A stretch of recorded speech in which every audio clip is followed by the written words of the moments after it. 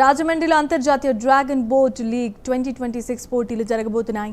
మే నెలలో గోదావరిలో ఈ పోటీలు నిర్వహించేందుకు నిర్వాహకులు అన్ని సన్నాహాలకు పూర్తి చేస్తున్నారు.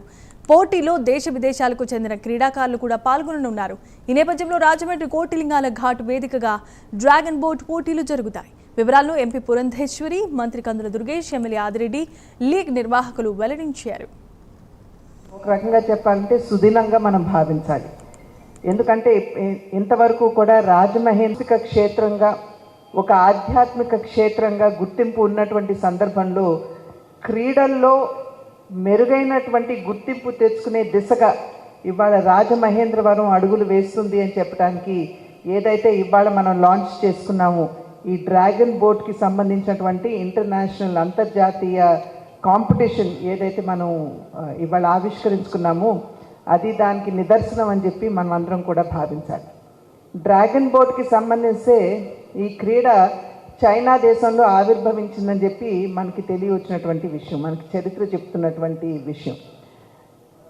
క్యూ యువాన్ అనేటువంటి ఒక హిస్టోరియన్, ఆయన అక్కడ ఉన్నటువంటి రాజుకి వ్యతిరేకంగా ఆయన కొంత వ్యాసాలు రాసినటువంటి సందర్భంలో ఆయన్ని బహిష్కరిస్తూ శిక్ష వేయటం జరుగుతుంది.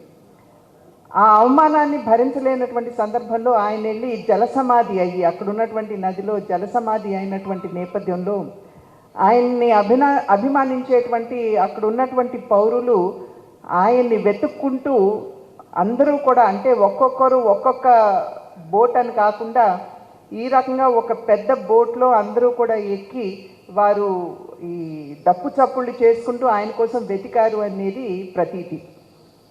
అక్కడ నుండే ఈ యొక్క క్రీడ, ఈ డ్రాగన్ బోట్ అనేటువంటి క్రీడ ఆవిర్భవించిందని చెప్పి పెద్దలందరూ కూడా మనకి తెలియజేస్తున్నటువంటి విషయం. అయితే ఇందాక వ్యాఖ్యాత ఎవరైతే మాస్టర్ ఆఫ్ సెరమనీస్ మమ్మల్ని అందరినీ కూడా పరిచయం చేశారో వారు చెప్పారు ఈ యొక్క డ్రాగన్ బోట్ క్రీడలో ఉన్నటువంటి ప్రధాన అంశాలు వారు తెలియజేశారు. సాధారణంగా ఏమిటంటే టీమ్ స్పిరిట్ని ఇది చాలా పెంపొందిస్తుందని. ఎందుకంటే దగ్గర ఒక 20 మంది ఉంటారు ఆ బోట్లో, అందరూ ఒకే రకంగా అంటే ఒకే లయలో వాళ్ళు ఈ బోటుని ముందుకు తీసుకెళ్లేటువంటి ప్రక్రియ.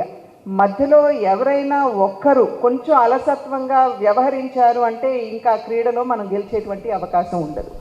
కనుక ఆ టీమ్ స్పిరిట్ని పెంపొందించేటువంటి